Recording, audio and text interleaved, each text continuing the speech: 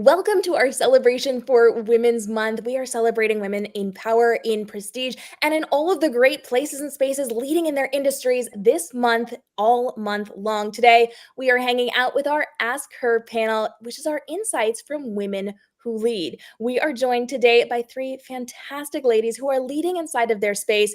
We have Nika, who is a social media expert, Meagan, who's a licensed therapist and professional mermaid, and Kim Graham, who is a financial coach. If you've got questions for us today, now is the time to drop those inside of our chat box right now. And we're going to meet the ladies we're talking to today. So, Nika, why don't you tell us about yourself? Hello, I am Nika Stewart. I am an entrepreneur. I help other entrepreneurs, personal brands, go viral and make a big impact in the world. And that's what I'm here for. And we're so excited to talk to you today. We're really excited to see your valuable insights. We're also excited to hang out with Meagan. So, Meagan Jones, how are you today? Hey, it's a great day on purpose. I'm a dual licensed therapist. I currently work as a federal contractor supporting a combat aviation brigade. And in my glitter time, I am a professional mermaid, bringing smiles and magic to everyone that cares to listen. And we are also hanging out with the fabulous Kimberly Graham today, who I've hung out with so many times and should be able to say her name. So, Kim, It's tell us totally about fine. you. Hey, everybody. My name is Kimberly Graham. I am a money coach. I love helping female entrepreneurs and their spouses have better communication and management over their day-to-day finances so they can truly live out the wealth and the lifestyle that they truly want to lead. And we are getting your questions answered today. So now is a great time. We're going to take your questions toward the end of our conversation. We're going to get started by talking a little bit about entrepreneurship. So, ladies, I want to know how you ended up starting your business and the motivation that you had behind it to take those first steps, because creating a business takes a lot of time and work and effort. It's a lot of investment. So, Meagan, let's talk about you. How did you get into this? That's a great question. So I am an Army brat. I was raised by a woman in the Army. So I had a great example of what strong, brave leadership looks like. And then I just had that calling to want to help and give back to the world. So I went and got my bachelor's degree in psychology and my master's degree in clinical mental health counseling. I hold two degrees or two licenses to practice. So I'm a general mental health clinician, and I also am a specialist in substance abuse and drug addiction treatment. So I do that on one side, and on the other side, I've been a professional mermaid for about 6 or 7 years now. I do a lot of really cool things in the community. I'm the president of the National Mermaid Pod and the brand new mermaid director for the Tennessee Renaissance Festival. So I use the expertise from one and the platform for the other to encourage people to play, to reach their inner child. We grow up and we lose our whimsy. Children's sheets are fun, colorful wallpaper, but when you get to be an adult, you're expected to be boring, and that just breaks my heart. And I agree. And I've seen so much of the magic that you've created in this world. So I'm really excited to be chatting with you today. Kim, tell me a little bit about how you got into the financial coach space. Yeah, it's really interesting. I'm a teacher by trade. My husband is also a teacher, and we taught for many years. So you're absolutely right about all of the, we lose our whimsy after a while, and we want to make sure that we bring it back. And one of the things that was really important for me was being able to say, I want to be able to go after the things that I choose to do when I want to choose to do them. I really just wanted to live a life of choice, and money just seemed to be a topic that was really hard for me. We had $76,000 of student loan debt, and it was the only thing standing in the way of us and being able to go live out our dreams, because it was a very hefty, non-consolidatable, which is not a word and I make it up, but bill. And so we really worked hard. We paid it off in 28 months. And from that point on, we were able to truly live out our dreams. And so fast forward, when I had my first daughter, I wanted to have the choice to stay home and the choice to build a business. And through that experience, I met so many entrepreneurs who didn't know how to manage their money, who didn't know how to pay themselves, who had really poor money mindset. And I was like, what's the point of making all this money if you're not really enjoying it? If you're not really building the wealth and the life that you desire. So that's kind of what got me into the business. I've been doing it for almost 5 years, and truly loved seeing all of these women, especially learning how to manage their money, take control of their money, talking to their spouse finally about their money, that it doesn't have to be a hard topic, that it can be something where it really allows you to align to your true desires so that you can play more, and do all the things that you choose to do for your life. And you know what's so interesting is that I am very similar to you, Kim, in that I wanted to have that freedom. I wanted to be able to be a stay-at-home mom eventually. I wanted to be able to travel when I wanted to. So when I was a very young teenager, I started my first business. Right now, I'm a social media marketing educator and speaker. I'm also a multi-time best-selling fiction author.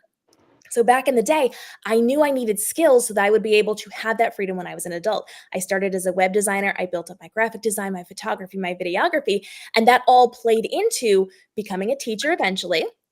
And then I shifted into educating on social media marketing. I shifted into teaching professional mermaids and professional photographers and professional authors. And then I built up my author life as well. And so that was all shaped around that desire to be able to have that freedom when I was older. Nika, what drove you to start your business? I'm going to say, first of all, I'm so impressed and I'm so honored to be here with you fabulous ladies. And I'm going to say ditto, because whimsy and fun and play is it's just, those are huge values to me. And so having my own business was always just a no-brainer, because and freedom. So freedom along with play and whimsy and being who I want to be, when I want to be, working with whom I want to work. It just always felt like that was the only way to live. Instead of waiting for someone else to give me permission, like by having a boss to give me permission to live the life I want to live, I'm going to choose to be my own boss and give myself the permission. And so I have always been an entrepreneur. So working with entrepreneurs is the only way I want to. So being an entrepreneur, working with entrepreneurs, it's been my life for 3 decades or more. It's just, to me, it's the only way to live. So people who have had jobs and left, and like, of course you're leaving to start your own business. That's the only way to be. It's who I am. It's kind of in my blood to live this life of freedom, flexibility, and fulfillment. Yeah. It's such a calling to be an entrepreneur, to be able to do good in the world and to add goodness into the world and to help other people. Lala's in our comments saying she agrees as well. She decided to be a freelancer and start her solo business because she wanted more freedom for herself and for the people that she cared about as well. But we know when it comes to stepping away from a 9 to 5, from the traditional expectations, that comes with a lot of challenges. So, ladies, let's talk a little bit about a challenge that you faced in your business and how you overcame it. Let's start with Kim. Oh my goodness. Well, I feel like the biggest uh obstacle that I've had to overcome is myself. It's like, going against society's norms, like you said. Well, we lost Kim, but she'll be right back. So, Nika, let's jump back to you. What are challenges that you faced? Yeah, I think we're all going to have a lot of agreement here. Certainly ourselves are often the biggest roadblock. But when you say a challenge I've faced, meaning in the past, I think of a challenge that I tend to face every day. And when you say overcame, I think I challenge myself every day with having to overcome wanting to be someone else. So the challenge that I should be someone different.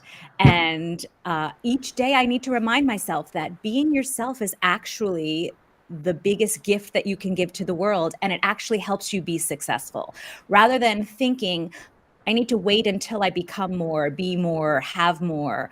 I am right now. I will continue to want more. But right now, I am enough to put myself out into the world. And I need to remind myself of that every day. So again, when you said a challenge I've overcome, I think I am trying to overcome this every day. And it will continue to be a challenge. And I love to remind other people too, you are enough. And you can continue to want more and become more. And you are enough right now. I love that framework, saying that it is something we have dealt with, but it's also something we're continuing to deal with. It's an ongoing evolution of our entrepreneurial journeys. So, Kim, let's check back in with you. Let's talk a little bit about your challenge and how you overcame it. Hey, don't know what happened there, but can you hear me just fine? We can hear you. Perfect. So I was going to say, like, the thing that I've had to overcome is myself. So my mindset, society's norms. I'm not a person who just innately loved money and well, I mean, everybody innately loves money. I mean, after a while, you realize that that's kind of the currency that you need to have. But I didn't like numbers, and I didn't like math, and I didn't want to do it. I was very avoidant with my dollars, and looking at it. And I had to overcome the idea of, like, no, if I want to have the lifestyle I desire, it requires me to have a good understanding of my finances. But then even more so than that, going into business, talking about money, I was like, there's so many other people who could do it. Why do they need me? Why do I need to do this? And I really had to work through, and I'm always working through my mindset around the fact that, but my voice is specific, and my voice is talking to the right person at the right time. And people need my leadership. Not everyone, but there are the perfect people who need my leadership. So it's really exciting to overcome that and continue to remind myself, like you just said, Nika, that I am enough. I think especially females in finances and the industry, it's such a bro market, that sometimes having the nurturing, like, teacher education, like, perspective of, you can do this, you are worth more, it's going to speak more to that female that, who's like, I don't know if I can do this. To see another woman rise, especially a woman of color, is huge. And I have to remind myself of that example. I love that. Meagan, talk to us a little bit about some challenges you faced, especially since you are running two very different sides of your entrepreneurial journey. I am, and it's wild sometimes. You guys, like, that imposter syndrome is so real. On the therapist side, I am among the youngest in my industry, and so I had to really grapple with that. Like, who am I? Who gave me the audacity? But really reminding myself, like, as you said, Kim, like, my voice matters, and my voice has a space.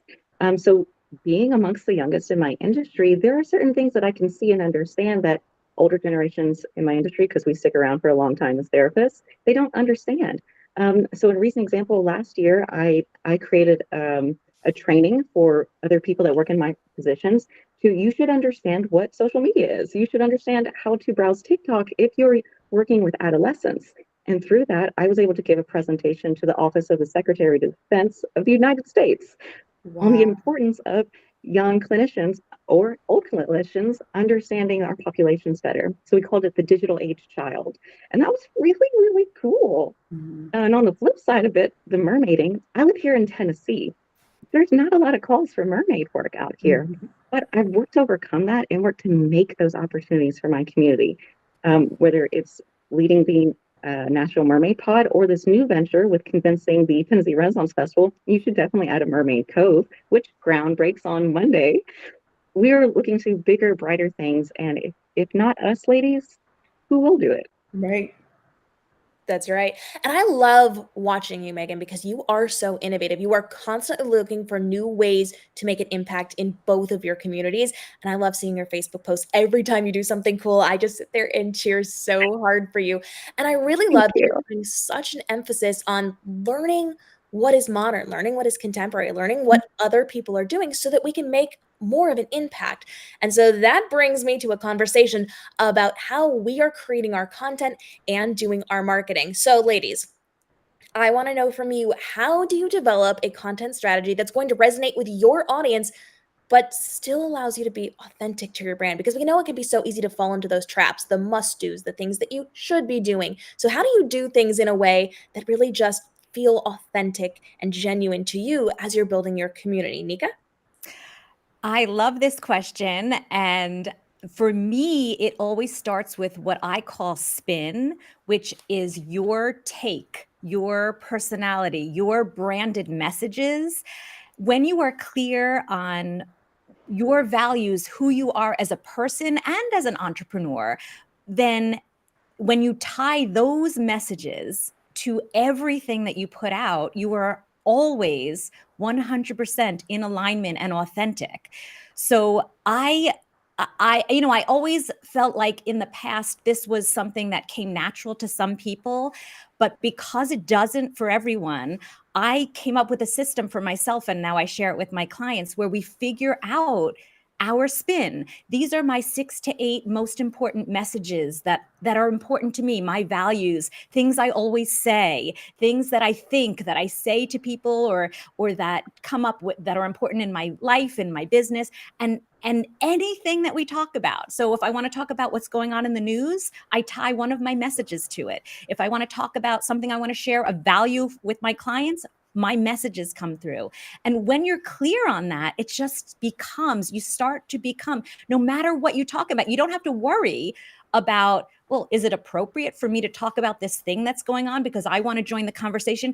It is when you put your spin on it, because then nobody ever thinks that's weird. I wonder why Kim just said that. No, her message comes through. So it makes total sense all the time.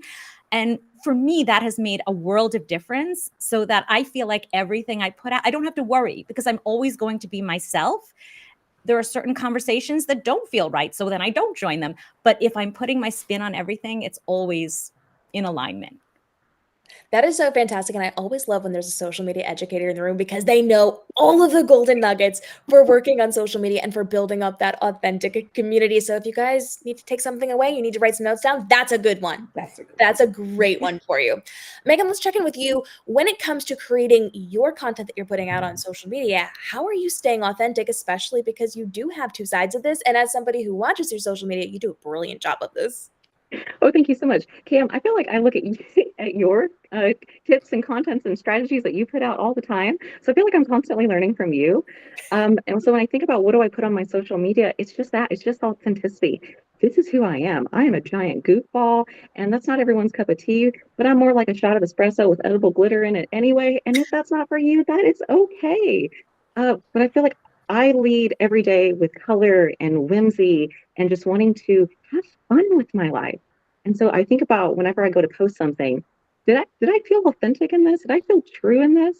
Like if you check out my Instagram this morning, I shared a reel where I was trying to grab every single coral suitcase in a store while my friend just laughed at me. And that was a fun moment that we had being girls out shopping. And that was just a moment that brought me joy. So I was like, you know what? I'm planning a trip coming up soon. Let me just share this really fun, cute thing to maybe make someone laugh today because it made me laugh. Yeah. That is fantastic. And I forever now want to be known as a shot of espresso with edible glitter in it. That is just the best description of anyone ever. That's my biggest takeaway as well. Thank you for saying that. Espresso shot with what Edible glitter. Yes, I love it. See, because we're in the right group because all of us are very like colorful and we love to play. I'm a Disney nerd. And so like one of the things that I love to do with my content, sorry, I just totally took over your asking the question because I just jumping right into it. Go. I love sharing the fact that money can be actually fun. Like money is so much fun. When you're telling it what to do, there's no guilt and shame in it. And what does that life feel like? And because I have the amazing experience of that, I love to share that in my content of like how fun it is of just being able to enjoy the fruits of your labor. And also even when things are not doing as awesome and you're like, oh, I have to make a tough decision, that it's still a part of the process and that you can still live a life that is so much fun, that is authentic. And so, yeah, there's just so much out there that I feel like is so boring, I guess. That could be in any of our fields, that when we add our spin on it, like you said, our authenticity, our color, our glam, like that's where people are like, oh man, thank you for breathing fresh life into this because everyone else talks about it and it's so boring, but you make it fun, you make it fit me. And like that's what I love to be able to do in our content. So I share our family, I share the things that we're doing, and also how we're getting there. So it's a lot of fun to create content now. It was definitely a struggle at first, but it's becoming a lot more fun. Well, I love watching your content too, Kim, because you really do put that emphasis on having fun and being able to enjoy things. And I think that breathes such authenticity into it because you're right. So much is so boring out there. And we have this opportunity just to relate to the right people. I think for me, when it comes to creating content, I really focus on being polarizing, but not in a controversial way. Polarizing in that I'm attracting people who are like me, attracting people who get the vibe, and the people who don't get it are going to find someone else. They can learn a little bit, they can hang out, but we're really pulling in all of the beautiful people who get our mindset, who are the Disney people, who are the mermaid people, who are the people who want to speak their truth and really get into the conversations that we are having. And so being able to be a little bit polarizing and really just gravitate to the right people makes all the difference in our social content. Instead of trying to have a conversation with absolutely everybody, we have it with those specific people, and it makes all the difference. But that also leads us to the conversation of social platforms, because there are so many of them out there and there are so many places we could be and should be. How do you ladies decide where to show up that is best suited for your audience? Because we know as entrepreneurs, sometimes it's not about us, where we're most comfortable. It's where our audience is going to be, what's going to resonate with them. So, Nika, as our social media gal, let's start with you on this one. How do you pick your social platforms? Well, I love what you just said. So sometimes it's not about us, sometimes it's all about them, but sometimes it is about us, because if we don't enjoy the platform, if we don't understand the platform, if we don't understand it and we can learn it, that's terrific. But if it's something that doesn't feel like the culture doesn't fit us, that's what I like to say is the best platform or platforms to be on are where the intersection is between where our customers or our potential customers are and what we really do enjoy, like what's in between there. If we enjoy it, we are going to spend more time on it and engage and really be, that's going to be where people engage with us, because we're spending all the time. We love it. We do more. And if your customers aren't there, like if you love TikTok, but your customer just isn't there, that won't work. But if your customer is there and you hate it, that also won't work. So if there can be one or two platforms that has both, where you love it and your customers are there, that's where you should be. That is a very good point. We want to make sure that people are going to show up, because if you're creating content and nobody's showing up, or people are showing up and you're not creating content, Exactly. you're going to have some problems. So making sure that you find the best place for everybody involved, really important. Kim, how do you pick your social platforms? Because I've actually watched your evolution of going on different platforms and really loving one and really loving another. So talk to me a little bit about your socials. Yes, those Clubhouse days. Because I loved Clubhouse, and then it was like, oh, it kind of dwindled away. I love kind of like dipping into some of them and just seeing what I like and don't like about certain ones. And you're right, finding it's not about us all the time. It's like where our ideal client is going to be. And so depending on who it is you're focusing on will definitely shift who or where you're going. And you kind of have to like give yourself like, okay, how can I make this, my word and my phrase for this year is it gets to be easy. So how can I make, like, if, for example, if LinkedIn is a place where I know a lot of my clients are going to be my ideal clients, right? LinkedIn is a little bit of a stuffy place, right? But how can I make it fun? How can I make it easy? How can I make it, right? So like, that's an evolution that I'm actually going through right now. Facebook is one of those tried and true ones. There's lots of groups of places that you can go and like, and connect with people who are similar to you. But it is really about, how can I make sure that wherever I go in, I need to have that framework of how can I make this of ease to me? And if you can't get there, then it's probably not the best place for you. But those are the two places. Instagram is also some place that I'm like, all right, I'm consistently, focusing on that too. So, it's just finding a groove. And Meagan, you are all over social media as well. My goodness, you are so good about your daily post and really showing the behind the scenes of your life. So what is your incentive for choosing the social platforms that you work on? I think mostly it's really just listening to my own voice and where I'm most comfortable. I tried doing TikTok. I felt like for a while I was getting in my own head about TikTok. And then my very good friend Mermaid JC, we were at a pageant together, and I just looked over and watched her, and it was so easy, and she just filmed something quickly and she posted it. And I think about her now whenever I share my brooch of the day on TikTok. Like, it doesn't have to be complicated or hard. I find that I am very hesitant to put things on TikTok because that is a crazy platform. I put a video out that got almost 1 million views, and that made me very scared. And I shut that platform down and didn't look at it again for 3 months. Versus, I feel more comfortable for some reason on Instagram. TikTok, I feel like I'm speaking into a microphone to a humongous stadium full of people, and that's scary. Versus Instagram, I feel like it's more like an auditorium, and you want to be there. You just didn't happen to come see someone else, and I showed up. And I feel like I'm also a little biased because I met my husband on Instagram, and so I feel like that's just a platform that is a little bit better for authentic connections, where you can actually get to engage with people a little bit more. I love that. And we want to hear from you in the audience as well. We know that you're on social media. We know that you're taking the time to create content. So tell us, what's your favorite social platform and why you love it? And we'd love to check out your content. Drop us a link. We want to check you out after today's episode. But speaking of which, because we know we're on social media, because we know we're engaging with other people, because we know that after this episode, I'm going to stalk all of you on social media if you're dropping your links, we need to talk about interactions and how we engage with people. So when it comes to creating those meaningful interactions and our connections with our audience, Kim, what is it that you do to make sure you're having those conversations that are impactful? Yeah.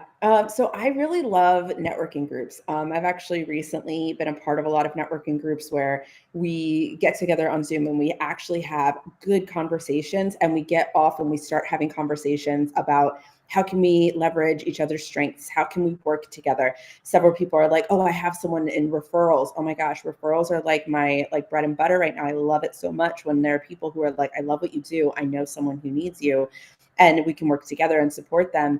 And you get to grow your network, so you have people to refer to other people. And like that has really been my jam, because now it's changed the way that when I speak to someone, they might not need me right now, but I'm able to talk to them from a space of, let's support each other, right? What do you need? How can I support you? And typically that has breathed new life into the conversations that I have. So that it feels more like, no, we're all supporting each other's businesses and lifestyles, instead of, hey, I'm in your DMs. What's up? Do you want this thing that I'm selling? Like, it just felt so like one-sided, and I didn't like that. But now it's feeling a lot more like I'm really trying to support people, which really is like my end goal. That's what I want. I love that. And I feel like social media is all about community and networking and building up those conversations. So I really love that you put such an emphasis on specifically networking and bringing people into your community and making sure you go into their communities as well. Even if it's not going to be a sale right now or a deal right now, you can help each other to grow outside of that commission right in this very moment. Nika, what about you? I love this. To be more engaging and to encourage more engagement, I think of two things. One, when we're creating content, instead of thinking that we're broadcasting, we want to think that we're having a conversation, and we may be beginning the conversation. So instead of saying something with a link like here, go here, where you're just kind of hoping people click and go away, they're taken off the platform. You think of how you would speak if you're speaking to a person and starting a conversation. And sometimes that means asking questions. Sometimes that means, encouraging people's opinions on what you're writing. So that's being engaging as you're creating content is one thing. And the other thing is, even though we talk a lot about content creation, I have noticed, and especially over the last few years, it's getting more and more that because it's so noisy and there's more and more content out there, and so we're not even seeing a lot of the content. If you're spending a certain amount of time creating and posting content, my suggestion is that we spend at least double that amount of time engaging with other people's content. So we're all thinking, how do we get ourselves out there? Going to other people's content and joining conversations and complimenting other people and sharing their content and starting conversations, joining communities, all of that is, I'm going to say, even more important than content creation. We should still create content, and even more, we should engage with other people. I love that. And we're seeing such a dramatic shift on social media right now, especially with places like TikTok, where it was very heavy on educational and entertaining content. And now it's much more relational. It is still creating some of that refined content, the intentional content that we're designing. But we also very strongly see people just sitting down and in the moment saying, hey, did you see this? Did you notice this? What are your thoughts on this? Let's have a conversation. And so we're seeing this beautiful balance and this shift toward in the moment what you would talk about with your best friend on a FaceTime call instead of this highly produced strategic content. And I love that we're seeing this shift because it's creating more of a community that leads to more authentic conversation, which has made dramatic changes in our entire world. So, Meagan, for you, how do you go about creating that conversation? So I actually respond to every single DM I get on Instagram. I will personally respond to you. It may take me a couple of days, but it bothers me when I see the number and it's a little red number because there's unread messages. I don't like that. So to clear that, I'm going to go and respond to every single message. And every single time I get a new follower, I do go check your page and see like, who are you? What brought you here? And go and leave a couple likes or maybe a couple comments on your profile. And also trying to remember, I'm glad you said that, Nika, like it takes 2 seconds to share something to your stories or, share something to your feed. And it's free. It's totally free to give someone a shout out. And if you could do this one small thing for someone else, the inertia, the momentum that creates, you have no idea what that will lead to that person. Yeah. Small words can make such a huge impact throughout the community by touching one person who touches another person who touches everybody. And I love seeing that ripple effect. And because now is the time for us to be bringing all of you along into this conversation, we need you to start dropping your questions so that we can have a ripple effect on your businesses, on your life, and on how you are impacting your communities as well. We had some great questions written in from our community that we're going to talk about first. But if you're here with us live, and I see you all there, I see that number, we want you to get into our comments. Meagan, Nika, and Kim are here to answer your questions in all of their spaces and about being women in entrepreneurial positions and in leadership positions. So now is the time to drop your questions. We're going to get to those in just a second. We had a great conversation come in on our Facebook page where someone wanted to know what would be the best way to combat self-doubt. So Meagan was talking a little bit earlier about the imposter syndrome. How do you then combat that, Meagan? Oh, I think that's a great question. So oftentimes when I personally am suffering from imposter syndrome, I will try to have a double-sided conversation. So ask myself, what makes you feel this way? What's the evidence behind these thoughts? Where have you seen this thought pattern come up before in the past? And how did you deal with that then? And then I have at times, like you can see in my office, I have 2 chairs here. I have sometimes sat in one to ask the question and then go and sit the other to answer the question because it's about a difference in headspace. And then answering that question of, well, when is the last time I dealt with that? And how did I handle it? Sometimes you have to remind yourself that you are that girl and you can do it. And so allowing yourself the opportunity to break out of that shame cycle and lead with curiosity and not judgment, when you start asking yourself questions leading by curiosity of, where can I solve this issue? Where can I be creative? Maybe find something new. You'd be surprised at the answers that your own spirit will come up with. Mm-hmm. Yeah, that is very true. And I'm glad we started with you. That was a very therapist answer, and I love it. I love the idea of actually moving physical spaces as well to make sure you're getting that dual perspective. Kim, how about you? When it comes to self-doubt, how do you get around that? Yeah, I'm really big on that self-talk as well. So I'm like, oh yeah, that's me too. I'm over here talking to myself and like, self-soothing, like, wait, where is this coming from? One of my coaches actually has a book that's just called a self-love book. And it's like, her name is Jenny and it says, Jenny, you rock. And it's literally a book full of affirmations and happiness and things that people have said about her and things that she believes about herself when she's, when you're having moments where you're like, I'm amazing, just write it down. So in the back of my journal, I actually have a list of things that I'm like, did you know you're amazing? Did you know you're created by God? Did you know that you have scriptures to even back that up? And like all these different types of things that I know are true, that people have said about me, that I believe about me. And I write it all down so that when I have moments of that self-doubt, I go right back to that list and I read it.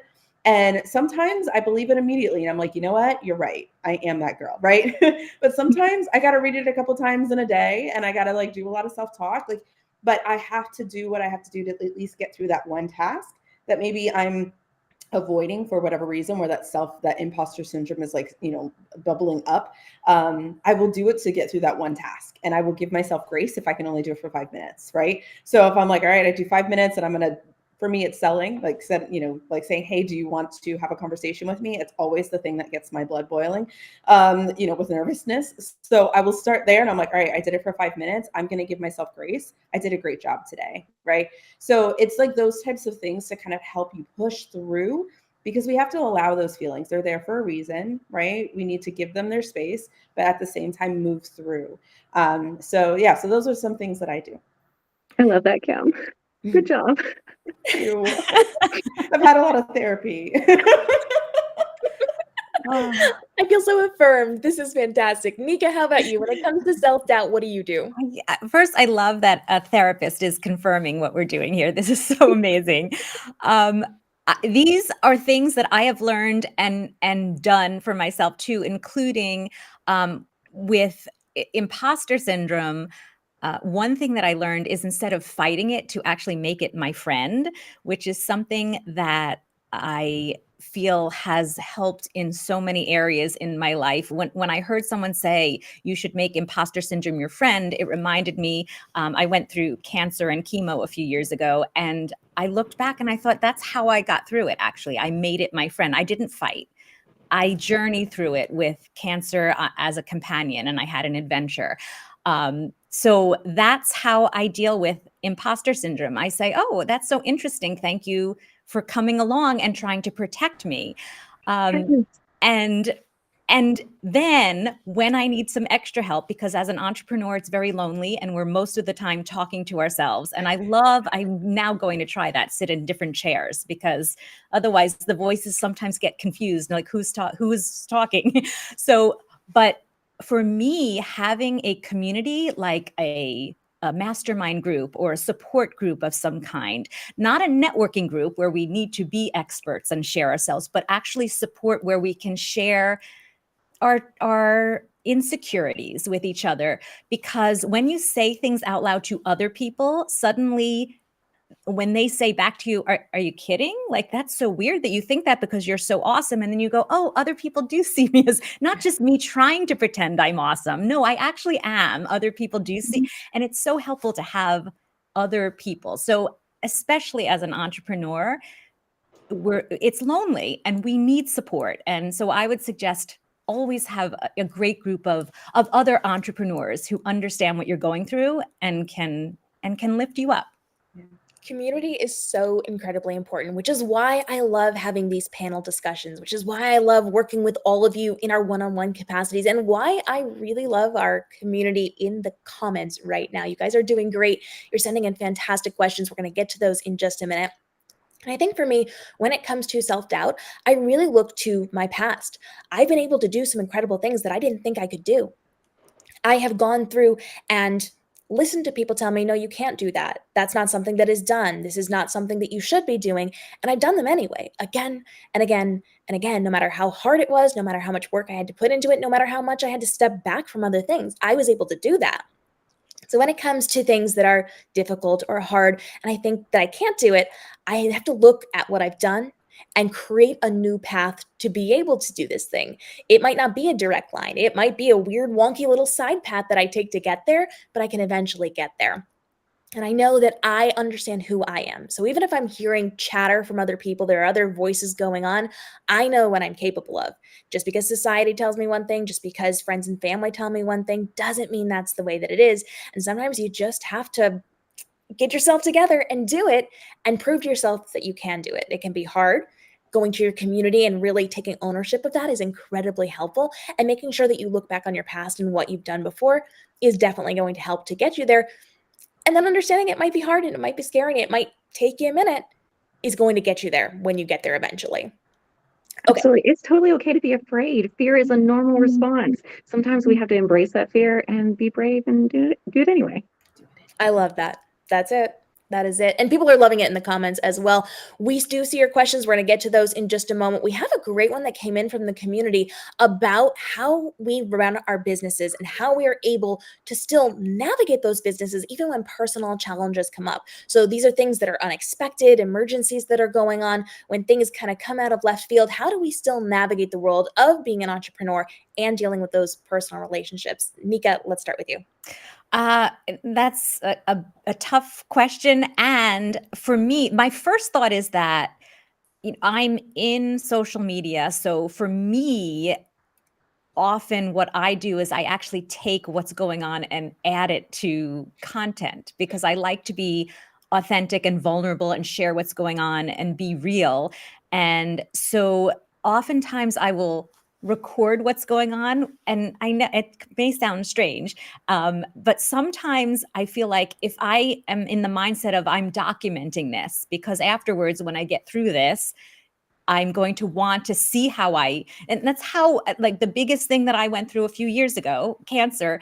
At first, I thought I'm going to record this to document it as I'm going through because I'm going to want to look back on it later.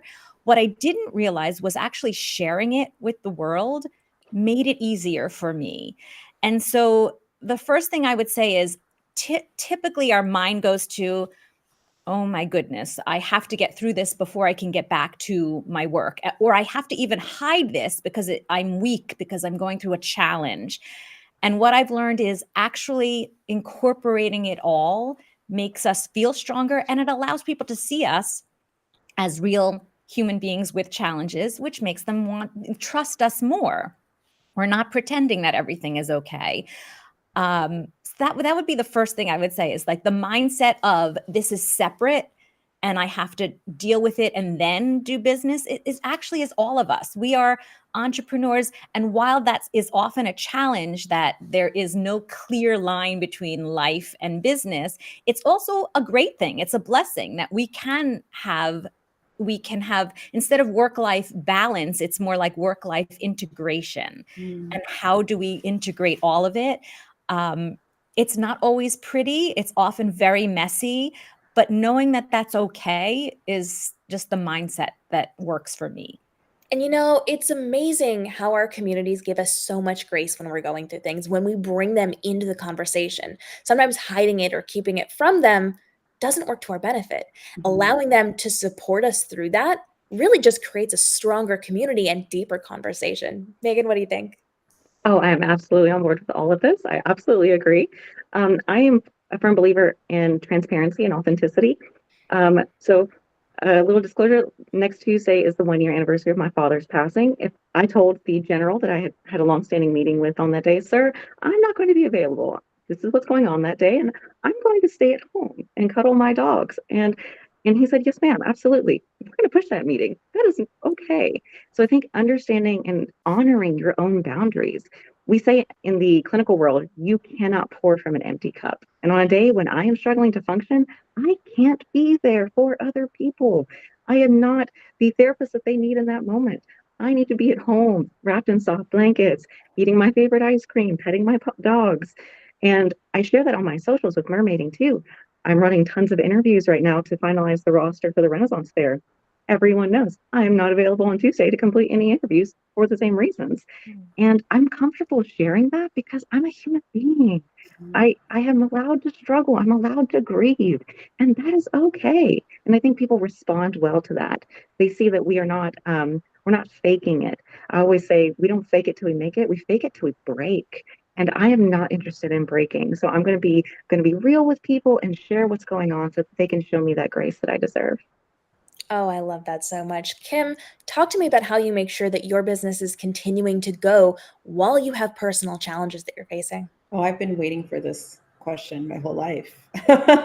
Because from a financial perspective, this is really what is the thing that really helps entrepreneurs or breaks entrepreneurs, right? Because if we're constantly going after that, like, I need the next sale, I need the next sale, I need the next sale, then when emergencies do arise, you're over there upset because you don't have any money in the bank account, and now you're like, but I have to. And so you can't give yourself the grace and the space to really be able to do whatever it is you need to do in that moment.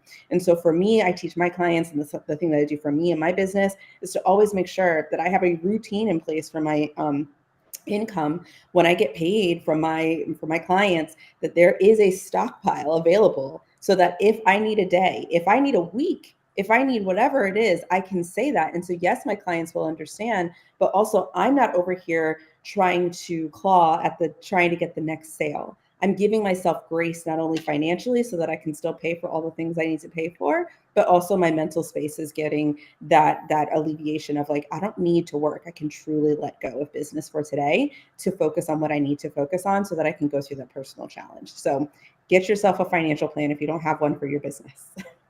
And on that very specific note, because I do teach social media and author life, I highly encourage you to have a stockpile of content to put out as well. You do not know when things are coming.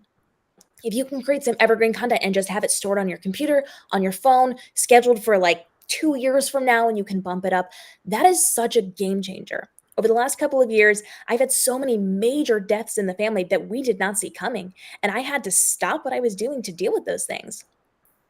2 weeks before my debut novel came out, my grandmother died. Nobody saw it coming.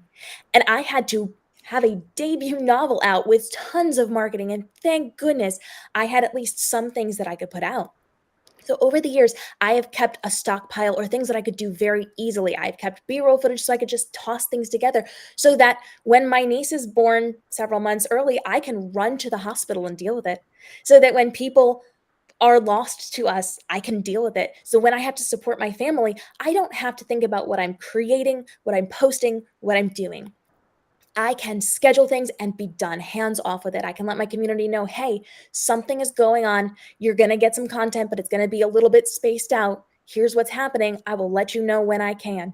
And they are so gracious in supporting me through that. But having something ready to go that I can just shove out when needed, that is such a game changer, especially because with my content, so much of it is monetized. That is my income. If I am not putting out a daily YouTube video, that is my income. So not only do I have to worry about the personal challenge, I also have to worry about the financial side of it. What's going to happen if it's more than a day or two? What if I'm out of commission for a month? What if something happens to me and I physically can't be doing these things?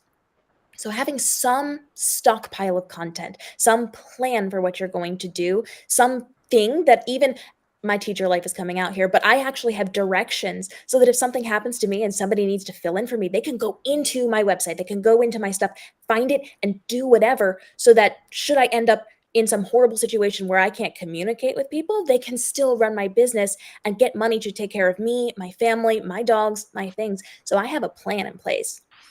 Having that gives me so much peace of mind so that I can function and move forward and focus on what is most important when some kind of personal challenge, be it something small, something big, a death, an accident, or just something fantastic. You get the opportunity to go on vacation and you just get to go. Having it ready is just such a game changer for me.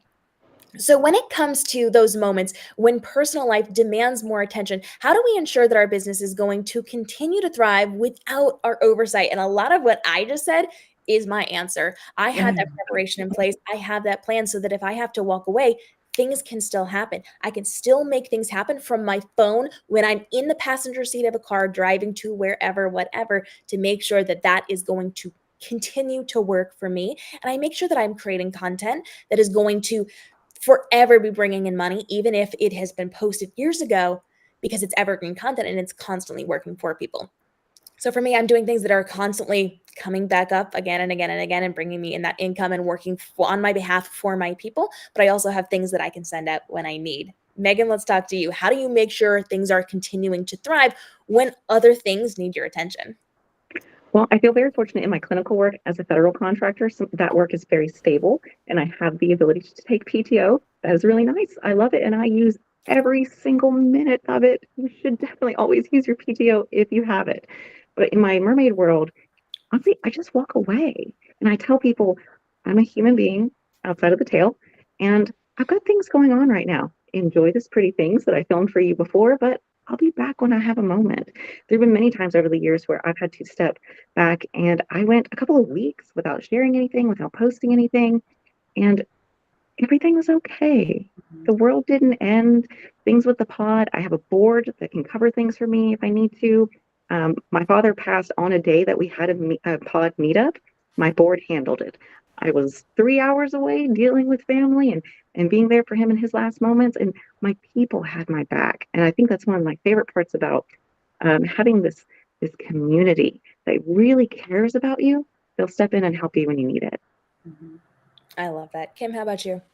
Yeah, so I think, going back to the financial part, also having an assistant. So I have an assistant who knows the ins and outs of my business. And so she's been super helpful in making sure everything is organized, that I have those SOPs, as you were mentioning, so that if I'm unable to be, in my business, I don't have to constantly be there.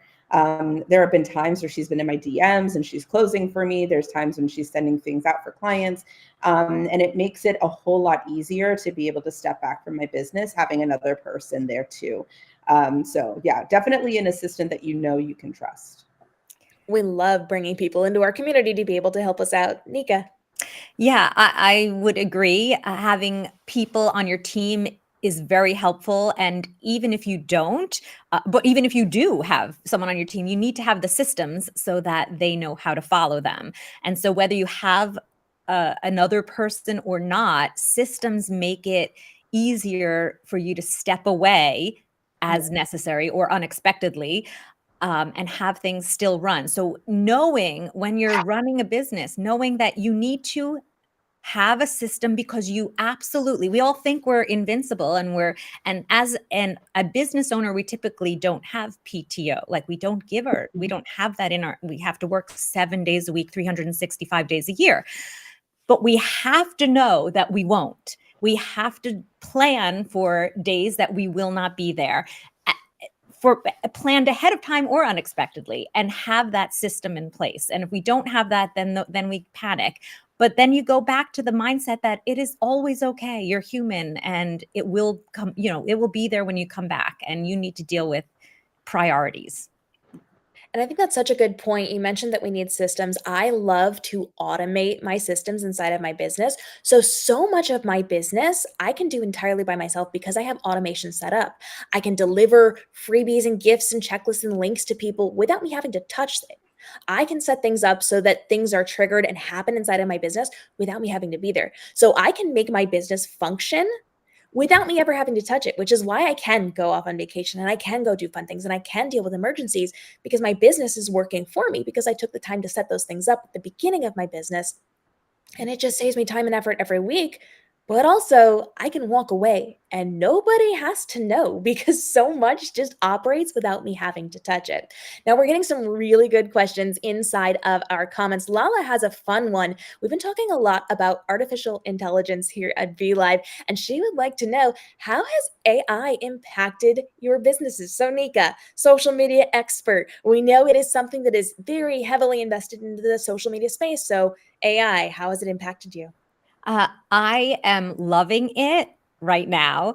For me, there are two things that have been really great. Number one, I look at AI as an unpaid assistant, a really intelligent assistant that can help me at any time, uh, and is so quick if I need ideas. So I don't use AI as, write something for me and then I copy and paste it, but I get ideas. It's like having a mastermind partner and a personal assistant who is just the best that we dream of having. So I have conversations with AI and get great ideas, and it inspires me, and it ignites ideas for me to work on. And it does write words better than me most of the time. So it helps me come up with a better word for some things. Like I said, like talking to a really intelligent assistant. And I'm also really enjoying the idea of creating the right kinds of prompts to get the better output, because AI, especially with the generative AI that is writing things for us, the better the input, the better the output. And so we don't just get good output unless we put in the right input. And so what has changed for me as a social media agency and as someone who teaches social media, I am learning and trying to improve upon how to create the best prompts so that we can have the best outputs that help us, inspire us, and ignite better ideas for us. Kim, you look like you're into AI. Talk to us. I love AI. AI is great because I don't see it as like something that we should be afraid of. I think a lot of times, like, that's what you typically see. There's like this fear mongering of like AI is going to take over. And in the form that we're using of and in our business, I find it as a great tool. It's never going to take over me and the human aspect of how I support my clients. Because I mean, there's so many other ways that people can read about finances and they haven't changed. Why? Because they don't have that human connection there. They're never going to take over that. But it is so helpful in helping me understand more about my avatar, my ideal client. It helps me come up with like different ways that, again, I never would have thought of myself to like be able to go, oh my gosh, yeah, that's how I should say that. There's a saying that I keep using that is so resonant of, you can't see the label from inside the jar. And so sometimes because you're so into your genius, it's sometimes really hard to pull it out and be able to say it in a way that makes sense. And I use AI for that all the time. Love it. Meagan, has AI impacted you? I have a love-hate relationship with AI right now. So in my clinical world, I do actually recommend a couple of AI apps for people who are really struggling with severe social anxiety. So there's a couple of apps that I recommend. Like, how about you use this to practice having conversations with people? And I love it in that aspect. In the mermaid world, there's a lot of creatives there. There was a trend recently going around where people were using an AI generator to create what they would look like as a Funko Pop. I'm like, great, I love that you did that. Did you know that Juju Owls is an artist who sculpts custom Funko Pops?